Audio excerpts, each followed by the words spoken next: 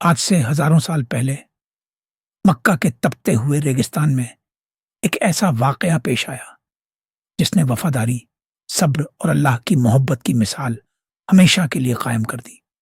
ایک پتا اپنے جگر کے ٹکڑے پر صرف اللہ کی رضا کے لیے چھری چلانے کو تیار ہو گیا۔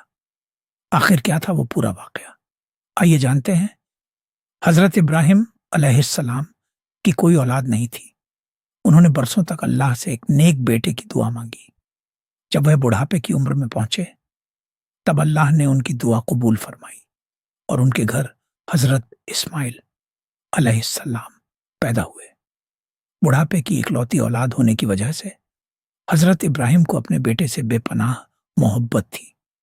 سمے بیتتا گیا اور جب حضرت اسماعیل دوڑنے بھاگنے کی عمر کو پہنچے تب ایک رات حضرت ابراہیم نے ایک عجیب خواب دیکھا۔ انہوں نے دیکھا کہ وہ اپنے سب سے پیارے بیٹے کی قربانی دے رہے ہیں۔ نبیوں کا خواب کوئی عام سپنا نہیں ہوتا، بلکہ وہ اللہ کی طرف سے حکم ہوتا ہے۔ یہ خواب لگاتار 3 راتوں تک آتا رہا۔ ذوالحجہ کی 8، 9 اور 10 تاریخ کو اب حضرت ابراہیم سمجھ چکے تھے کہ اللہ ان کی وفاداری کا امتحان لے رہا ہے اور ان سے ان کی سب سے پیاری چیز مانگ رہا ہے۔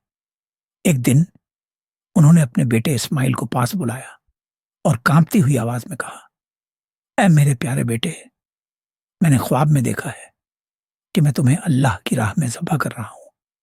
اب تم بتاؤ تمہاری کیا رائے ہے؟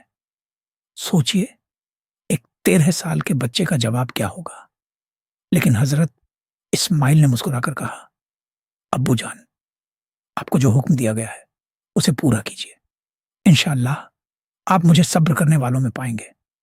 یہ سن کر حضرت ابراہیم کی آنکھیں بھر آئیں، لیکن اللہ کی محبت ہر محبت پر بھاری تھی۔ پھر پتا اور بیٹا دونوں اللہ کی رضا کے لیے مینا کے میدان کی طرف چل پڑے۔ راستے میں شیطان آیا۔ اس نے حضرت ابراہیم کو بہکانے کی کوشش کی۔ تم اپنے اکلوتے بیٹے کو کیسے قربان کر سکتے ہو؟ لیکن حضرت ابراہیم نے اسے پہچان لیا اور کنکڑ مار کر بھگا دیا۔ پھر شیطان حضرت ہاجرہ کے پاس گیا، لیکن انہوں نے بھی اسے دھتکار دیا۔ آخر میں وہ حضرت اسماعیل کے پاس پہنچا، مگر انہوں نے بھی شیطان پر کنکڑ پھینک دی۔ اسی یاد میں آج بھی حج کے دوران رمی کی جاتی ہے، جہاں حاجی شیطان کو کنکڑ مارتے ہیں۔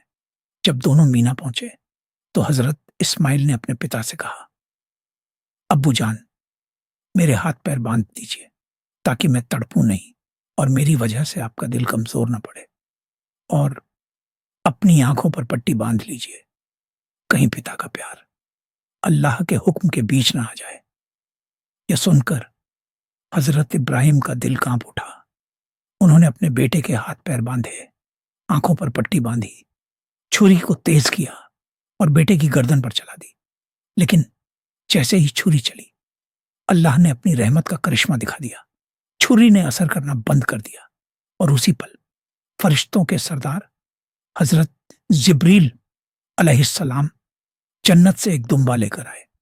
انہوں نے حضرت اسماعیل کو ہٹا کر ان کی جگہ اس دمبے کو رکھ دیا۔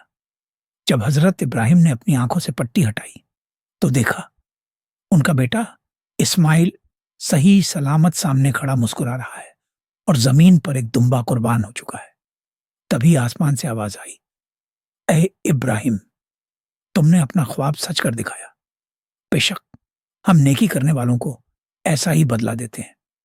یہی وہ عظیم قربانی تھی جس کی یاد میں آج پوری دنیا کے مسلمان عید الاضحیٰ یعنی بقرعید مناتے ہیں۔ اس عید کا اصلی پیغام صرف جانور کی قربانی نہیں، بلکہ اپنی سب سے پیاری چیز کو بھی اللہ کی رضا کے لیے قربان کر دینے کا جذبہ ہے۔ اللہ کو نہ گوشت پہنچتا ہے، نہ خون، بلکہ پہنچتی ہے انسان کی نیت، اس کا تقوی اور اس کی وفاداری۔